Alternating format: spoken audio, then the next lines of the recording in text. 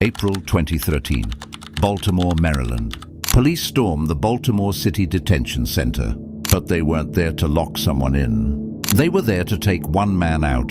His name was Tavon White, an inmate who built a criminal empire from inside his cell, smuggling drugs, moving money, controlling guards and inmates, and somehow getting multiple correctional officers pregnant while others tattooed his name on their bodies and worked for him. So ask yourself, how does a man behind bars take control of an entire prison? How does he turn guards into his network?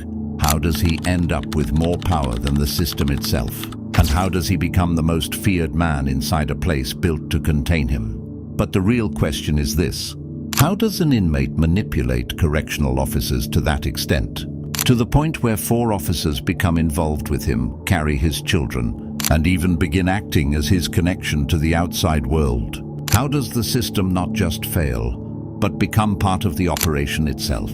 To understand that, you have to understand the environment first, because this wasn't a stable system, it was a collapsing one. Inside the Baltimore City Detention Center between 2009 and 2013, staffing was low, pay was poor, and control was weak.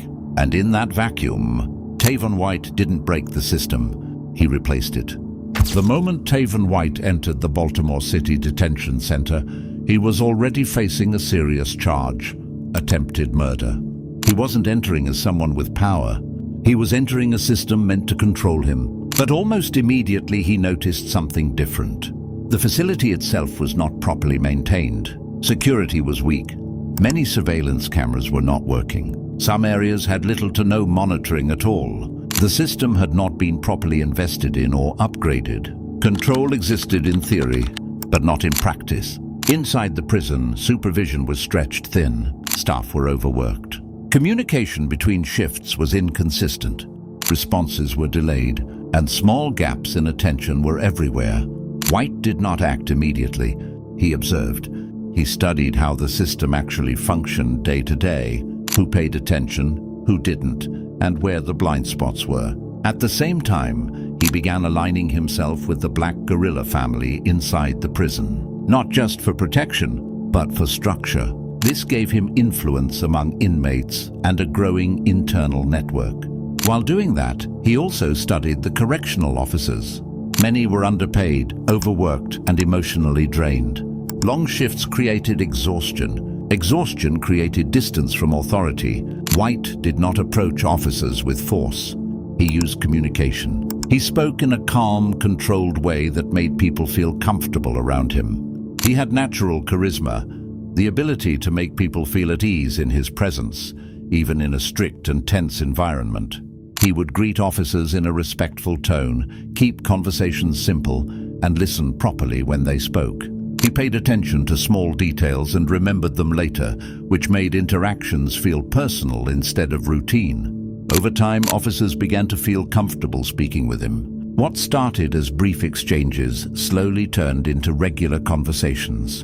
In a place built on strict separation between inmates and staff, that familiarity stood out.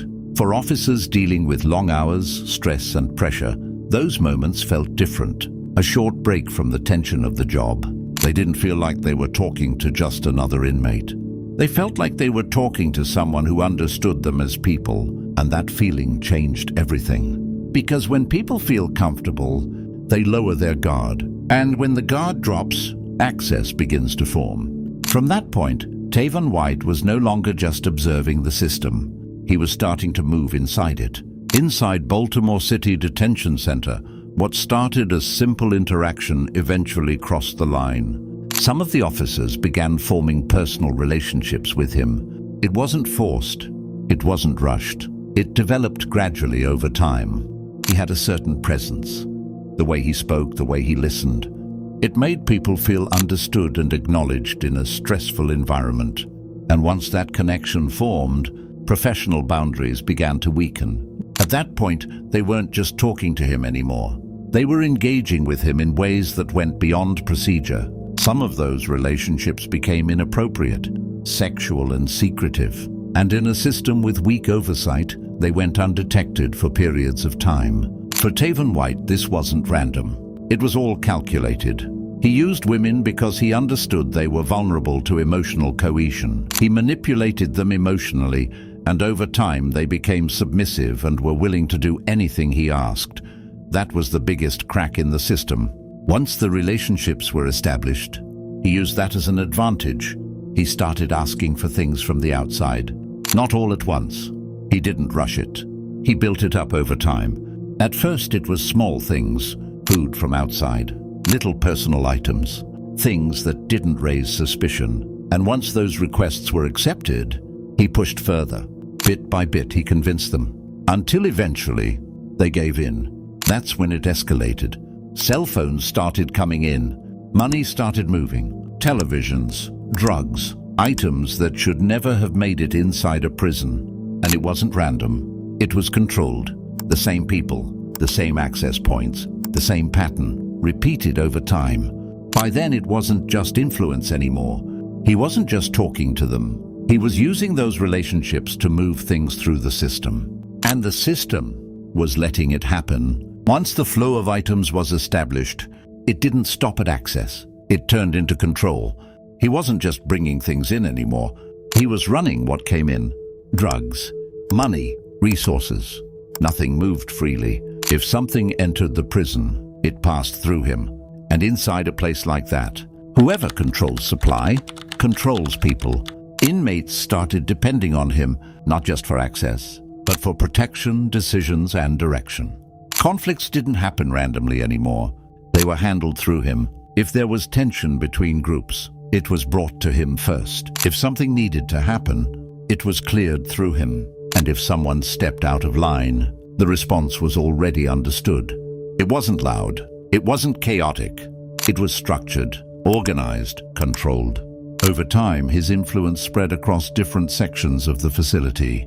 Different blocks, different groups, different roles. He had people moving for him, listening for him, acting on his behalf. And that's when the shift became clear. He wasn't just part of the prison system anymore. He was operating inside it, like a control layer. Because when everything that happens starts passing through one person, they're no longer just an inmate. They become the point everything connects to. As White's influence grew, it stopped being invisible. What once moved quietly began to leave patterns.